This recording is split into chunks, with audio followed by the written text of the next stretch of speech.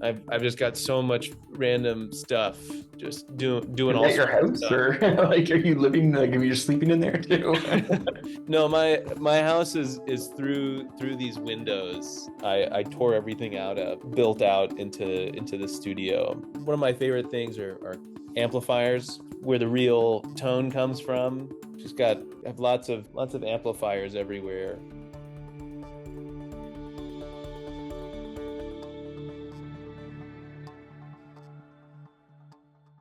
Hi, I'm Gordon Burkell from Filmmaker U. At Filmmaker U, we create videos for film professionals to deepen and diversify your existing skill set. You can learn more at filmmakeru.com, or of course, follow us on Instagram at filmmaker_u.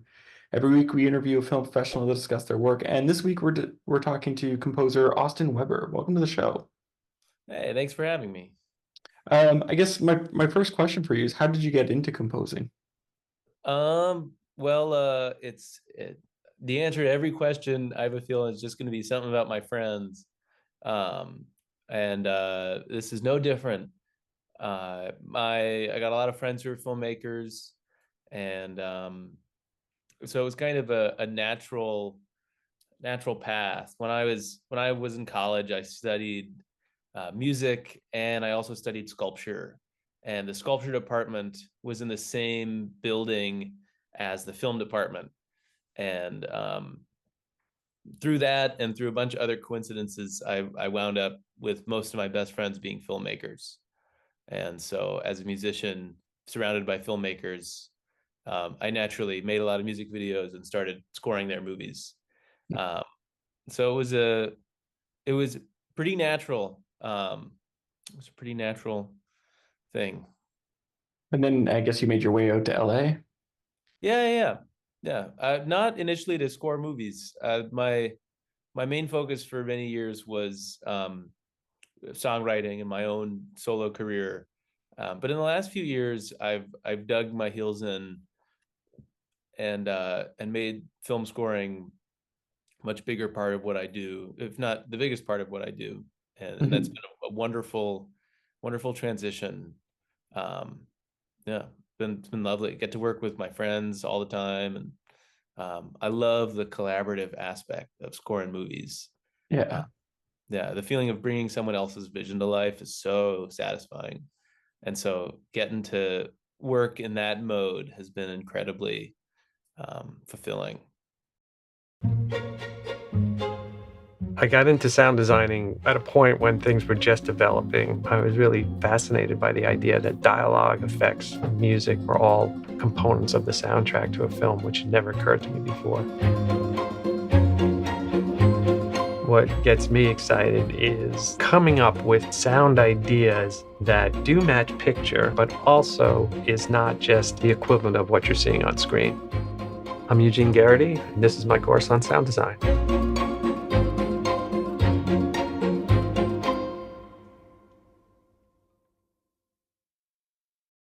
How did you go about sort of figuring out your sound? Because you have a very specific sound with your YouTube work.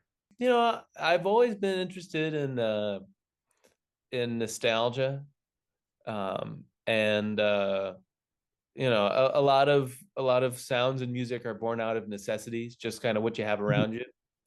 Um, and a lot of it is born out of reference. It's all stuff you hear. Yeah. And so, yeah, no, I mean, I don't know. It's a combination of what I have around me and what I've heard. Now, when you're starting up a project, like a film project or a show project, what is your process? The first thing I like to do is just like start tossing references around. Um, we'll have like a shared Spotify playlist, or just be texting each other like random YouTube rips of stuff. Um, and then make a day for them to come into my studio and more specifically talk about what we want, what we imagine the vibe to be like, what we're imagining references could be. And it also depends on the project. Sometimes I'm coming into films that have sort of found their voice already, and I'm sort of bringing that to life. Or it's projects where I read the script, and that's all we have to go on. I mean, I'm working on a feature right now where I was basically the first hire, and so that's a very different, it's sort of a similar job but different purview, um, as coming on later on in a movie's life. And it's really fun to get to do both. And part of the fun is every project is different. Mm. Um, but it's all about the references. I mean, at the end of the day, same with your last question. It's and about Jacques Tati and Jonathan Richman. It's all about those references. Because if you don't have that language to be able to communicate, um, it's or rather the way you communicate is through references. Like, try to describe the sound of try to describe any sound, and you're lost without reference to other sounds. It's really easy to say, like, hey, I want your guitar to sound a little bit more like Jerry. It's very hard to go in and describe exactly the ways in which that works. So references. So I would love to know, is there a particular genre or style of film that you would love to work on? I mean, all of them. I scored some earlier this summer that was like a Chinese Western. I'd never make that kind of music on my own. Um, and but it was incredibly fun to just like help that movie find its voice and help the director bring that to life. Film scoring is wonderful in its infinite variety. You've talked about needing references and stuff, and you talk about the Chinese Western. So is there a lot of research in your musical process? Um, yeah, I mean, it's all research except for the actual doing of it. Um, researching for a score looks quite a bit different than other stuff. Mhm. Because when you're researching for a score, you're listening, and it's that process of trading references and finding each other's sweet spots. That is the research.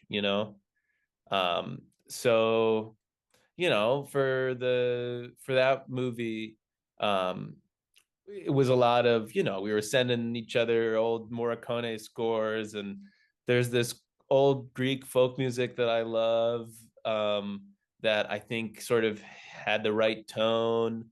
And a lot of it is again defined by like what you have around you. Hmm. So um, you know, it's about figuring out what I have in the studio that could work, figuring out if I what more I can go get that could work, hiring the right players, and I mean, it's that collaborative flow.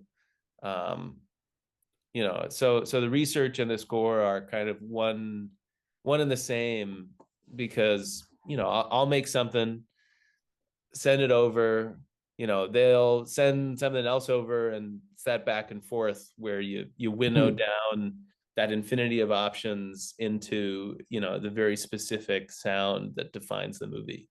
Because we can do so much in the computer now, but like how much do you prefer to do analog versus digitally in terms of like the instruments and what have you? It's basically all analog. Basically all analog. It's just a preference. um I it's where I find my flow better.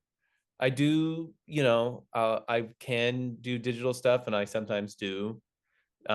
It's not a bias, Yeah. uh, but it's just like it's a flow thing. There are scores that I've done that are all in the box, so to speak. Yeah.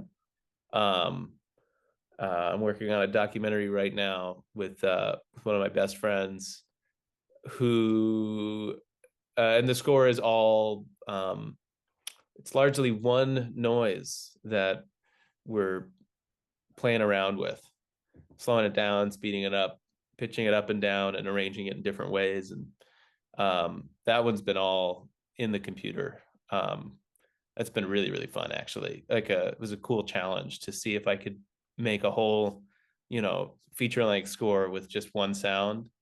and it's one of my favorite things I've made. It's really fun. But yeah, no, I mean, I come from gear world. I've just got so much random stuff, just doing Is all that your sorts of house, stuff. or like, are you living, like, are you sleeping in there too? No, my house is through these windows. This is a detached 2-car garage that I tore everything out of and built out into the studio. Wow. Yeah, but I of course I come from like song world and like rock and roll town, and so one of my favorite things are amplifiers. It's where the real tone comes from, in my opinion, and so Mhm. I have lots of amplifiers everywhere right now. um Right. but again, it's like I don't know. Yeah, I don't know. That's to answer your question. A lot of it's analog. Sort of most of it's analog, but Yeah. um, I do a lot of digital. I do a lot of digital, and of course, it's recorded into the computer. Yeah. Yeah. Um, yeah, I hope that it'd be expensive to get like an old analog system set up to record. and, Um, and just it wouldn't make sense for film scoring yeah. these days either, where being able to change stuff and move it around is so important. Yeah. What, because I see you have tons of amps and you showed it. Was that like, did you learn on guitar first, or what was the instrument you learned on first? I was originally a drummer actually when I was really little. And then I picked up guitar when I really started writing songs, but I always sort of played kind of any instrument I could get my hands on. Mhm. I was one of those kids who was just always banging on stuff. And I was living in an apartment, in Manhattan, and we had to schedule times with my neighbors where I could and couldn't play the drums. Um, but they were all very chill, thankfully. Yeah. Uh, and yeah, moved out of the city in middle school and could make all the noise I wanted. Yeah. Um, but yeah, but now I play a lot of guitar when I go out on tour. When I'm playing shows, I'll be playing the guitar. Um, yeah, but the keyboards are very important for film scoring too. Yeah. Um, I end up using those. I mean, of course, it's project to project. Yeah. Yeah. Yeah, one of the scores I'm working on now is a lot of guitar and a lot of harmonium. You'd mentioned that you preferred analog. So what is it about that sound that you prefer? I work much better with like physical stuff. Like I remember in college, I loved working with Steenbecks. I don't know if you know the old Yeah. 16 millimeter. Yeah, but um, I made my own movies in college too, and we were all shooting 16, um, and we had all these amazing Steenbecks in these weird little closets in the basement, and just working with the actual film and the reels and it's so fun getting the sound sync. I mean, it's all, but that's it. It helps me get into the flow, maybe. Yeah, I don't know, but I love that the process. And I have a lot of friends who prefer the digital process. They like just that flow, but I work a lot better when I can physically manipulate stuff. And so, I record into the computer um, most of the time. Sometimes I'll record to tape, but when I'm Yeah. scoring movies, it's all in the computer. But most of the time, basically all the time, I'll record into the computer and then I won't have to do anything once it's in there, except move it around and get the cues lined up right. Um, but no, it's a preference thing. Probably one of the smartest things I've ever done for my career. It gave me all the tools that I needed to be able to jump into a new career. getting myself into a mindset, thinking like an editor, and being around people that I can talk to on that level was really invaluable to me. A lot of the things that I learned from that class, I still think about. I loved the classroom. I loved the computer stations. We built a sense of community. And it also instills a lot of confidence in you to take that and go out into the world. After I took the class, I felt very prepared to take the next step. I owe Manhattan Workshop the career that I have right now. Things have been going great, and I really have the Manhattan Workshop to thank for that. What would you say is the weirdest instrument you've used in a composition? I don't think there's such a thing as a normal instrument. I think there's just ones that we're more or less familiar with. Like the electric guitar is weird as hell. It's magnets, it's electromagnets that pick up the vibrating string of the electric guitar. Very weird. Pickups are incredibly strange objects that very few people understand. They're crazy. But I love building my own instruments. So I wind up doing that a lot for movies where there's a sound that we're looking for, but we can't quite get, it's like, oh, I want this, I want that. And like on Rent Free, this amazing movie I got to score with two of my best friends, Fernando and Jacob. There was the sound we were looking for where one of the main characters has these like manic episodes, and we were trying to find a sound that could kind of capture that manic energy, and I kept trying all this stuff and nothing was really quite working. And then I finally sort of realized what I was trying to imitate, which was, the Wheel of Fortune game, Plinko. Yeah.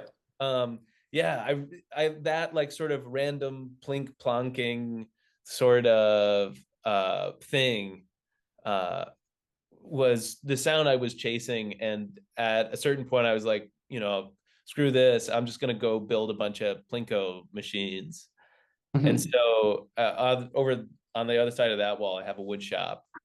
And I spent a day out there just like building big ones and small ones, and ones you could put coffee beans through, and ones you could put ping pong balls through, and with metal spikes, and like with wooden spikes, and like with the backing of plastic and a backing of cardboard and backing of wood, trying to suss out all of the different sonic options. And eventually we found the perfect Plinko.